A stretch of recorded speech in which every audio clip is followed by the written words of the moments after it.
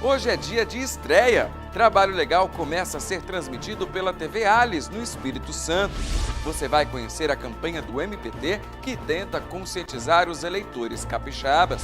Cooperativas agora têm novas regras. Saiba o que mudou na entrevista especial desta semana. Começa agora o Trabalho Legal, um programa realizado pelo Ministério Público do Trabalho em parceria com a Associação Nacional dos Procuradores do Trabalho.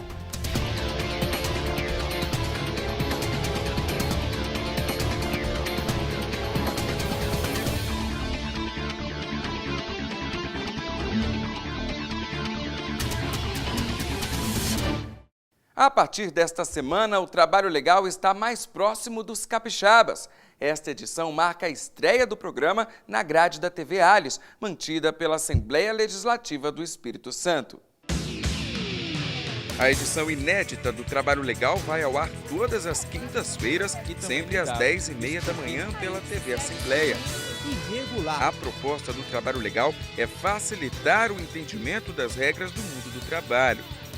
O programa, produzido pelo Ministério Público do Trabalho e pela Associação Nacional dos Procuradores do Trabalho, aborda situações da atualidade que possam exemplificar eventual desrespeito ao cidadão trabalhador e indica os caminhos para solucionar tais problemas, como, por exemplo, a apresentação de denúncia ao MPT. Aos empregadores, o Trabalho Legal mostra como a regularização da conduta pode evitar futuros problemas com a Justiça. Este procurador do Trabalho ressalta a importância da transmissão do programa na TV Assembleia do Espírito Santo. Eu costumo dizer que não adianta nós termos uma belíssima atuação e ela ficar registrada dentro de um processo. Nós temos que dar publicidade essa atuação, e eu pego apenas um exemplo, os nossos compromissos de ajustamento de conduta. Com a publicidade desse compromisso, né, a gente tem a chance de fiscalizá-lo com maior eficácia. Então eu acho que a publicidade com esse programa ele vem agregar na nossa atuação. O programa veio para incrementar ainda mais a grade da TV Assembleia, que, além de cobrir os eventos parlamentares do Espírito Santo, conta ainda com outras 22 produções permanentes, entre programas, séries e produtos para intervalo. É transmitida via cabo e as sessões ordinárias são veiculadas ao vivo em canal aberto para a Grande Vitória por meio de parceria com a TV Educativa do Estado. A TV Justiça com a programação do Ministério Público do Trabalho, que já faz um trabalho a nível nacional importante no que diz respeito a apresentar não só para os trabalhadores os seus direitos, mas também para o setor empresarial. Nós temos certeza que isso vai contribuir com o avanço da relação entre capital e trabalho e a garantia fundamental da defesa do trabalho e principalmente do trabalhador. A TV Assembleia Legislativa já vem cumprindo esse papel e ela vai ficar mais enriquecida ainda, nossa programação, com esse programa e essa parceria com o Ministério Público do Trabalho. Ainda no Espírito Santo, nós vamos mostrar uma campanha contra o trabalho infantil, feita pelo Tribunal Regional Eleitoral e pelo Ministério Público do Trabalho. Quem flagrar crianças ou adolescentes trabalhando durante a campanha eleitoral no Espírito Santo vai poder usar o telefone ou a internet para fazer a denúncia. A ferramenta permite o envio de fotos com flagrante de trabalho infantil nas eleições. O uso da ferramenta de combate ao trabalho infantil no Estado é resultado de um convênio firmado entre o Ministério Público do Trabalho no Espírito Santo e o Tribunal Regional Eleitoral Capixaba. A parceria foi firmada durante o lançamento da campanha Vote contra o Trabalho Infantil.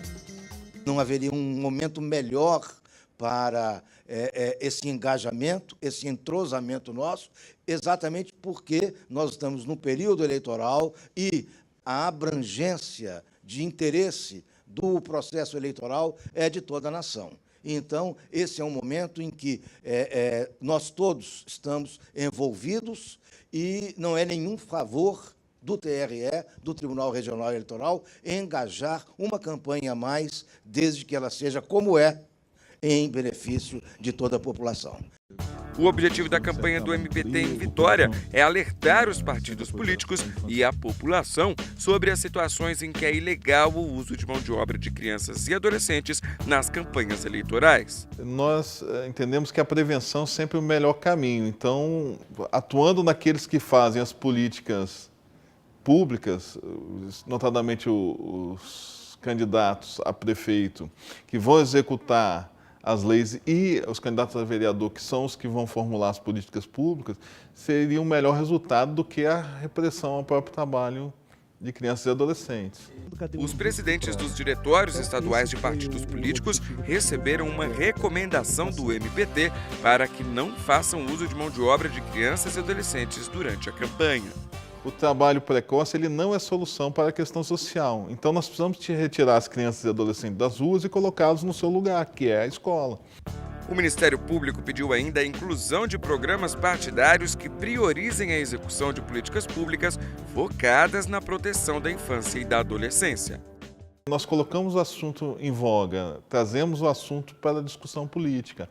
E aí os candidatos vão fazendo nas suas campanhas, nos seus programas, nos próprios partidos, a introdução dessas questões. Então, a formulação de políticas públicas que incentive a permanência dos menores, das crianças e dos adolescentes nas escolas é fundamental. A seguir, estatísticas sobre trabalho escravo preocupam autoridades brasileiras. Não saia daí, a gente já volta.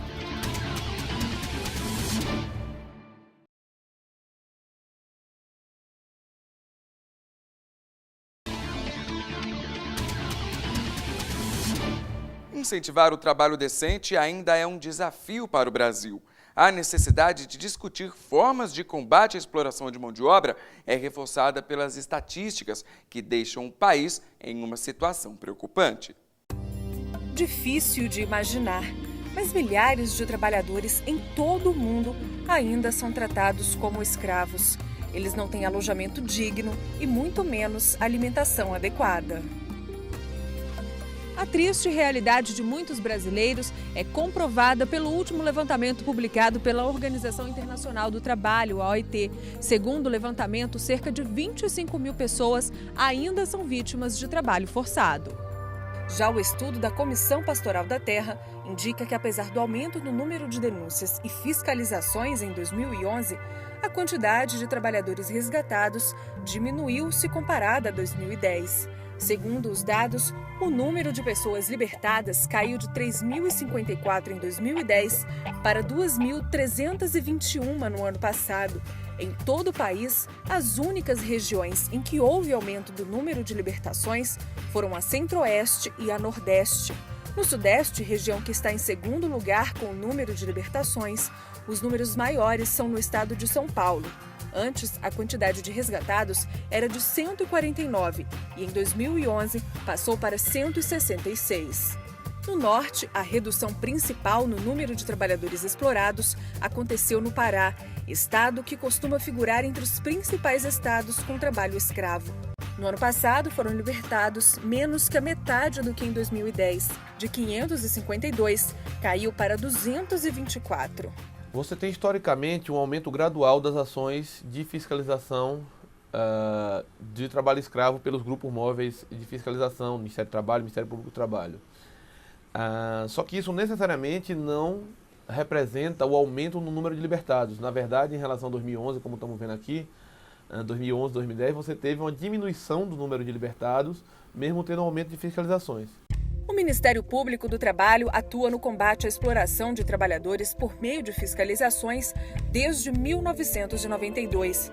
De lá para cá, centenas de pessoas já foram resgatadas de situações degradantes. O Procurador-Geral do Trabalho, Luiz Camargo, explica que a atuação em loco do MPT é indispensável para que o número de resgatados aumente e para que os exploradores sejam punidos. A participação na operação do Grupo Móvel, para nós, não é um fim. Para nós é um início. É o início de quê? De uma investigação, é o início de uma intervenção mais organizada, né? O início de uma intervenção, inclusive, mais detalhada do Ministério Público do Trabalho. Porque nós vamos avaliar, após a operação, todos os autos de infração que forem lavrados pelos auditores. E ainda assim, além dos autos de infração, nós mesmos, procuradores do trabalho, recolhemos outras evidências para fortalecer a nossa convicção para ingressar no judiciário com uma ação civil pública, mas nós precisamos fazer com que o judiciário também se convença. Então isso é feito principalmente pelo conjunto de provas que nós reunimos e apresentamos no bojo da ação proposta. A falta de legislação específica para o trabalho escravo é uma das dificuldades na hora de punir o explorador. Mas um avanço já está muito perto de chegar. Criada em 2001 para combater a prática de trabalho escravo em todo o país, a proposta de emenda à Constituição, que ficou conhecida por PEC 438, pretende impor limites aos proprietários de terras que insistirem em manter o cultivo e o trabalho irregular. A PEC propõe, entre outras coisas, que as propriedades onde forem encontradas as irregularidades sejam confiscadas e que os donos das áreas sejam expropriados sem direito à indenização. A PEC, que agora tramita como 57A, espera aprovação pelo Senado Federal. Nova lei das cooperativas entra em vigor. As principais mudanças foram discutidas na entrevista especial desta semana. Não perca, é no próximo bloco.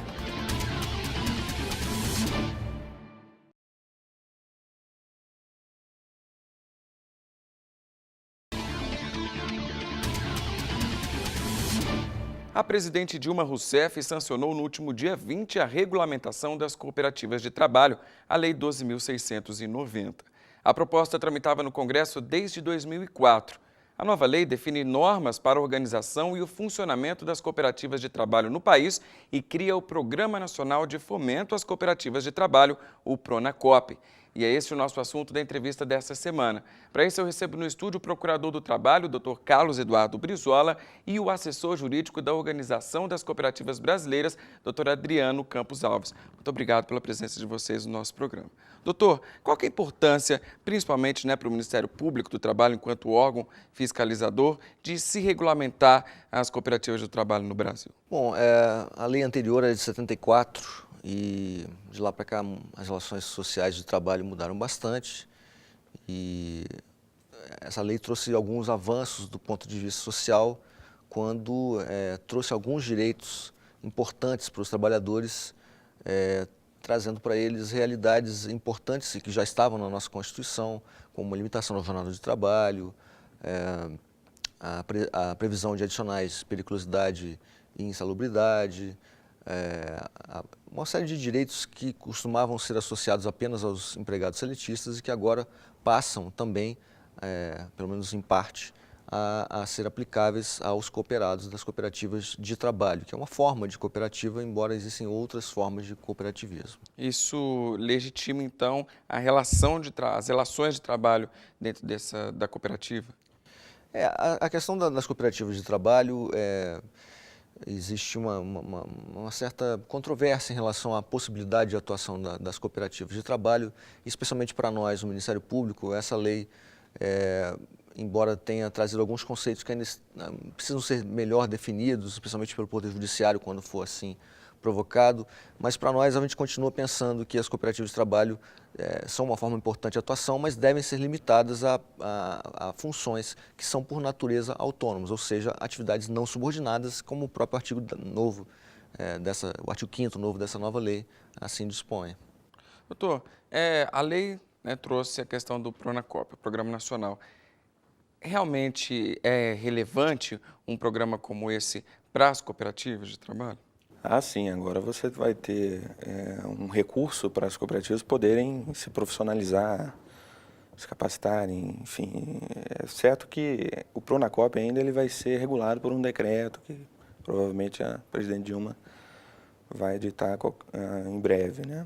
Está sendo discutido já no âmbito do Ministério do Trabalho e Emprego e creio que vai ser discutido um grupo amplo que participe também o Ministério Público, a OCB, as cooperativas, de maneira a regulamentar o comitê gestor do PRONACOP, como é que vai ser as regras. Eu acredito que, por enquanto, assim, é cedo até para falar qual vai ser o impacto dele, né? Mas, com certeza, é um avanço para as cooperativas de trabalho. Doutor Adriano, justamente por ser recente, qual que foi o impacto, então, que as cooperativas sentiram com essa nova norma? Pois é, eu imagino que agora elas reconquistaram a dignidade da relação trabalho cooperativo. Porque a partir de agora você pode falar que existe uma relação de trabalho cooperativo, uma relação ao lado da relação de trabalho seletista, né, empregatista. Inclusive, em termos de mundo, né, a Organização Internacional de Cooperativas de Trabalho, Indústria e Serviços, ela fala que hoje o mundo já trabalha com 3 tipos de relação de trabalho. A relação de trabalho autônomo, a relação de trabalho dependente, que para nós aqui é seletista, e a relação de trabalho que eles chamam de associado ou autogestionária, que agora para nós é a relação de trabalho cooperativo. É evidente que vivendo aí há mais de acho que 6 décadas sob a égide aí do regime seletista, vamos ter muita coisa, muito espaço para explorar e avançar do ponto de vista doutrinário, do ponto de vista jurisprudencial, né, nessa nova relação. Mas para nós, mesmo com seus poucos artigos, inaugura aí um mundo de situações. O primeiro passo foi dado. O primeiro passo foi dado. Agora, então, você tem assim, não a cooperativa de trabalho como uma alternativa ao desemprego, mas uma cooperativa de trabalho, a relação de trabalho cooperativo como uma alternativa ao emprego. Aquele que quiser atuar por meio da cooperativa de trabalho, ele vai atuar aí com autonomia, com autogestão, com direitos preconizados pelo mundo inteiro e pela própria OIT, e certo que é nessa relação que ele quer ficar. Doutor Carlos, então talvez a nova norma sirva, né, mais enfaticamente como uma ferramenta para fiscalização, no caso, para o Ministério Público. É importante ressaltar que a própria nova lei trouxe um princípio, e aí quando a gente fala de princípio, a gente fala de questões importantes que se analisam quando se analisa uma lei. Ela trouxe um princípio da não precarização do trabalho, ou seja, as cooperativas de trabalho surgiram, concordo com o doutor, como um meio alternativo àquela relação de emprego, mas elas têm que trazer vantagens em relação a essa relação de emprego, né? Esse é o grande mote dessa análise, ou seja, ela não pode ser uma lei que venha para precarizar ou para dar aos trabalhadores menos direitos, menos poder de compra, menos receita, não pode ser esse o objetivo. E, evidentemente, na prática, caso a caso, cooperativa a cooperativa, nós que somos uma instituição fiscalizadora, vamos ter que analisar se essa cooperativa se adequa a esses novos princípios dessa lei, mas, acima de tudo, observando esse princípio maior, que é o de não precarização das relações do trabalho. A gente estava falando agora que é o início, né, o pontapé inicial, mas tem muitos desafios ainda pela frente, né? Sim, são muitos desafios, até porque o mercado de trabalho no Brasil é bastante complexo. Existe essa questão, né, no caso que a nova lei trouxe também envolvendo a própria administração pública, que é algo que nos preocupa do ponto de vista do Ministério Público do Trabalho, como órgão fiscalizador, porque no âmbito privado nós acreditamos que as bases do cooperativismo, embora com algumas mudanças pontuais, continuam as mesmas, mas quando se atua no campo do poder público, nos preocupa a situação de haver um trabalho que, em tese, deveria ser autônomo, mas em que a maioria das vagas ofertadas, na nossa visão, são por natureza subordinadas. Então, haveria uma incongruência da lei nesse aspecto, que ainda nós não sabemos como resolver, mas com certeza vamos analisar para poder verificar o melhor caminho para evitar que haja uma precarização das relações de trabalho no setor público. Essa incongruência justamente é em relação à prestação de serviço para a administração pública. Na verdade, a nova lei ela proibiu que essas cooperativas fossem impedidas de participar de licitações no poder público, desde que o objeto social dessas cooperativas seja compatível, né, com o tipo de trabalho, de serviço que está sendo ofertado pela administração. Acontece que, na nossa visão, muitos desses serviços são subordinados por natureza, algo que o próprio artigo 5º proíbe. Então, essa incongruência teria que ser avaliada, evidentemente, caso a caso, mas nos traz uma preocupação, porque um grande instrumento que nós tivemos no passado era barrar algumas cooperativas de participar desses serviços que nós entendíamos que não eram próprios de serem atuados sob a forma não subordinada. Certo, para a gente finalizar, doutor Adriano, existe um tipo de planejamento, de ação de orientativa e educativa justamente para essas cooperativas de trabalho que estão se vendo agora num novo contexto, num novo cenário, principalmente pela OCB? Pois é, a OCB, desde 2004, ela aprovou lá um grupo de trabalho que construiu um estudo que se baseou em critérios de identificação de cooperativas de trabalho. Desses critérios, eles ajudaram muito a embasar a construção do projeto de lei, inclusive um Programa Nacional de Conformidade Cooperativa que iniciou-se com o ramo trabalho. E esse tipo de programa envolve a participação de auditorias sociais que, de fato, ajudam a mostrar que essa cooperativa, de fato, atende aí os pressupostos mínimos de uma relação de trabalho decente. E não é a OCB que está dizendo, é um terceiro autônomo, né, uma auditoria mesmo, que vai lá e faz um checklist.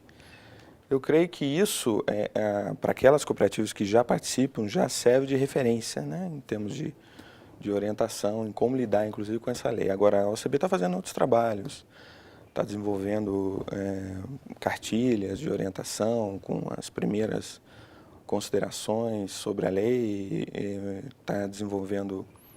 vai desenvolver, evidentemente, através do SESCOP, cursos de capacitação para lidar com essas mudanças que a lei traz, né, com relação à formação dos conselhos, conselho fiscal, conselho de administração dessa cooperativa, que possui aí uma regra um pouco diferente da 5764. E creio eu, vamos avançar aí, mas como a gente está discutindo aqui, o Dr. Carlos, você, nós temos um espaço explorado aí, aliás, para explorar muito grande, né? Não podemos esmorecer nessa atividade. Temos que envolver o cooperativismo na matéria, desde a matéria escolar até junto às instituições e os tomadores, né? Tá certo, doutor Carlos. Então, o Ministério Público do Trabalho, ele atua legitimamente nas relações de trabalho, e uma lei que regulamenta como essa, né, a lei das cooperativas, também serve como uma ferramenta para a atuação do MPT, né? Sim, na medida em que ela estabelece as bases, as premissas de atuação das cooperativas, ela estabelece parâmetros, né? Parâmetros que vão ser observados tanto para quem fiscaliza como para quem desenvolve o serviço, né? Então, doutor Adriano, como que a OCB, enquanto representante, né, dos cooperados, avalia essa questão da subordinação? Pois agora você tem previsão na lei para a escolha de um coordenador, né, que seria um preposto do contrato com o seu tomador de serviço, seja ele com a administração pública, seja com uma empresa privada, um tomador privado. Eu creio que a escolha desse coordenador que vai ter esse contato com o tomador e vai repassar para os seus colegas, né, as orientações, né, do que o tomador, como ele quer que se realize o serviço ali no contexto no seio da empresa, daquele que contrata, ele vai resolver muito esse problema de subordinação. Além de as assembleias gerais, assembleia especial, os mecanismos ali de debate democrático mesmo, de como vai se resolver a relação democrática na cooperativa. Creio que, previsto esses mecanismos de autogestão, a gente pode, eventualmente, superar essas discussões envolvendo subordinação. Mas, evidentemente, é uma lei nova. Vamos aí trabalhar junto com o Ministério Público, a gente liberar as cooperativas para todo tipo de... Esses mecanismos seriam uma saída, né, doutor? Na verdade, é lógico que a lei em tese é uma coisa, a lei na prática é outra. Daí a nossa importância da fiscalização para separar situações que deveriam ser em tese de uma certa maneira, mas na prática são gerenciadas de uma maneira muitas vezes equivocada do que a lei preveu. Tá certo? Eu conversei com o Procurador do Trabalho, o Dr. Carlos Eduardo Brizola, e com o assessor jurídico da Organização das Cooperativas Brasileiras, Dr. Adriano Campos Alves. Muito obrigado pela presença de vocês hoje aqui no nosso programa. O Trabalho Legal desta semana fica por aqui. Você pode acompanhar o nosso programa pela internet. É só acessar o site www.mpt.gov.br. A gente se vê na semana que vem. Até lá!